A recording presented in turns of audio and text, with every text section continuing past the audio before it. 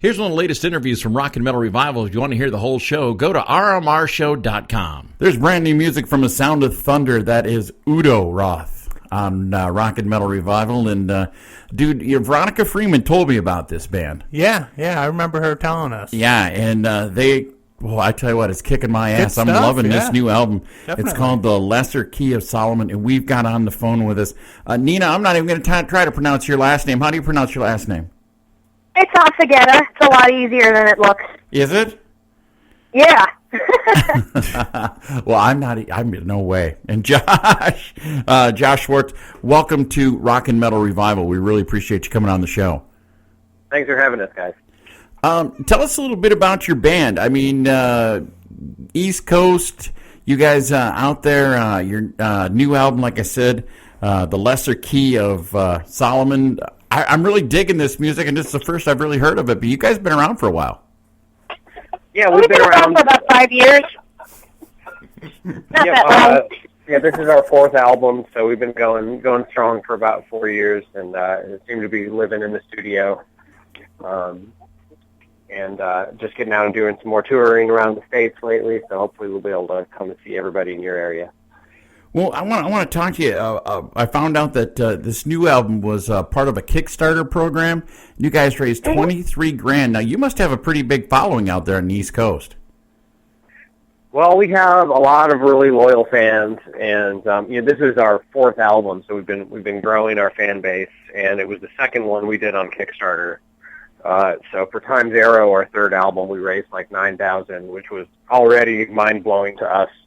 But yeah, for that to jump up to 23,000 was just incredible. And I mean, we have the best fans in the world. Yeah, and how many fans donated, Josh? It was like 200, right? It was about 270 people raised that much money. Wow. Nice.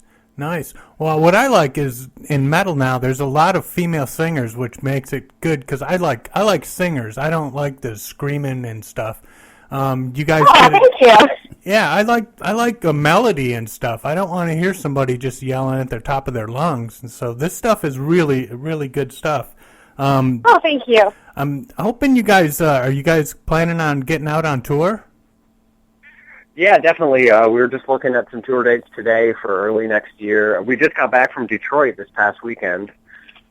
So we've been kind of doing strategic hits around the country. We haven't done a full, long nationwide tour yet, but we've been all over. We'll be in California and Florida for the first time in November, and we'll definitely get to Milwaukee.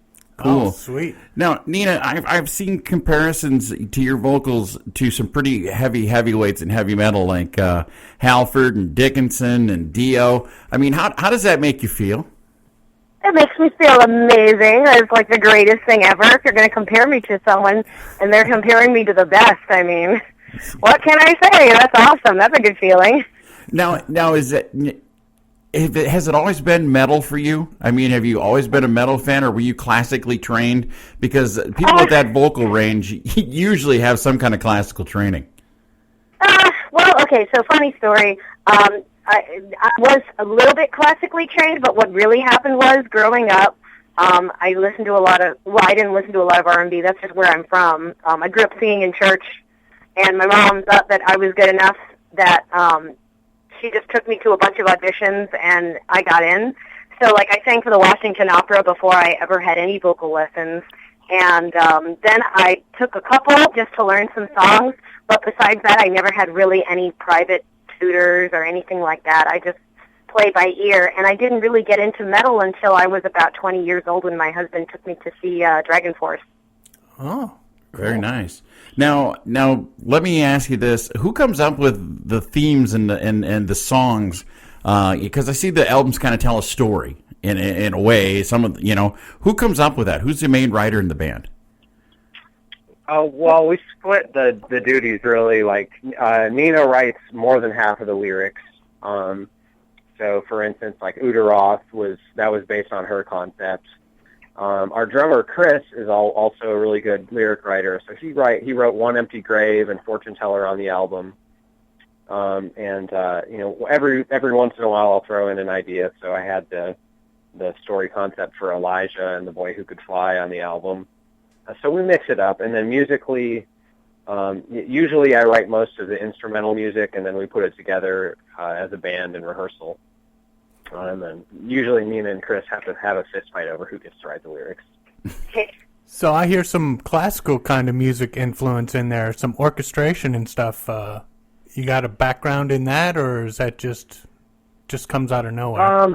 A little bit. I was not a music major in school, but I took some music classes in the music major and learned how to do voice leading, and it really helped me with my harmonies. But really, it was. I think it was more listening to bands that were really good at harmonizing, like Deep Purple, Iron Maiden with the twin guitar leads. And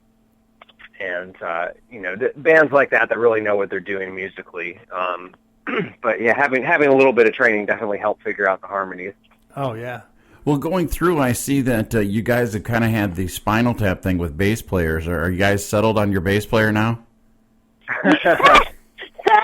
They didn't have one. Yes, explode he's under constant threat of death. But yes, Jesse has managed to survive for what is it? 4 years. 4 years. So yeah, he is actually our fifth bass player though. So he could go at any moment. I suggest people come see us with Jesse while they have a chance. Do you warn him ahead of time when they come to rehearse? Hey, dude, we don't know if you're going to make it out of this one or not.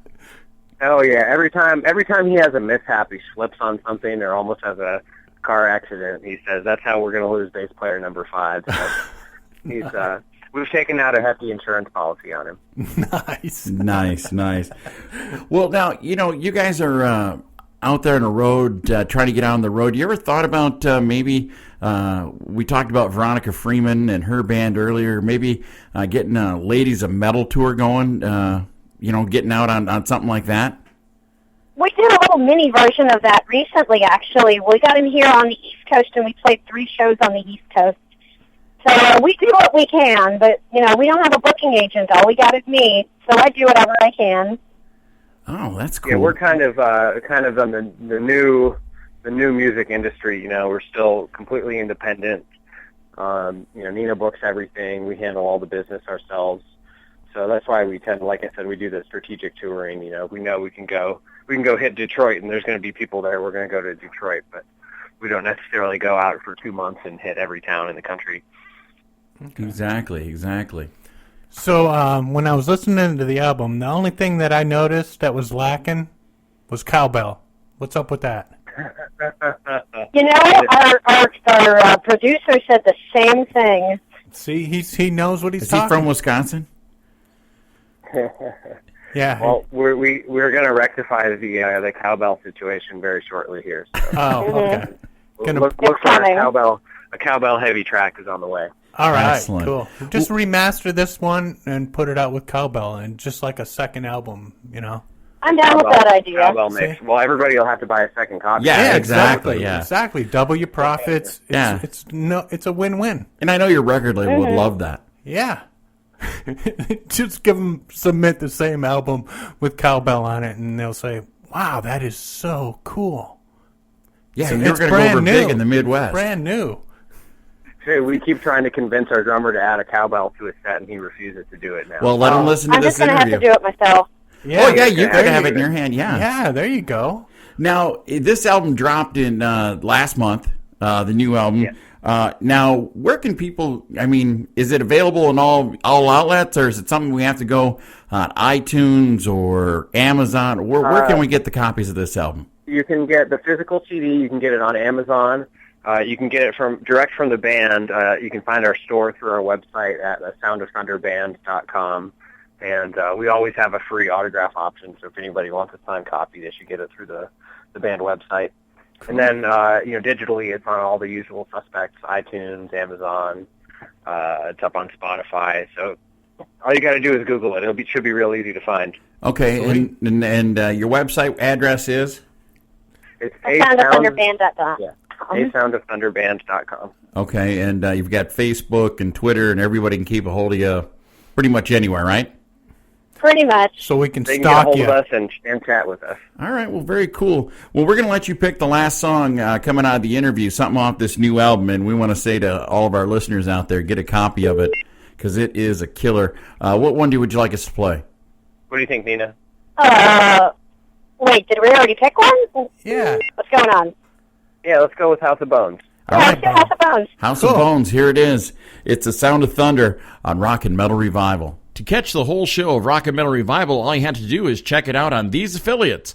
Mega Rock Radios on Saturdays from 11 a.m. Eastern Time, on Rock 101 KLOL on Saturdays 11 p.m. Eastern, on Z-Rock 106.9 KKZR Sundays at 8 p.m. Eastern Time, and on Uncontrolled Noise Tuesdays at 1 a.m., Thursdays at 8 p.m. Eastern Time, and on Saturday nights at 7 p.m. Eastern on uncontrollednoise.com. And make sure that you leave them a message and tell them that you found Rock and Metal Revival on their stations. Enjoy this edition of Rock and Metal Revival.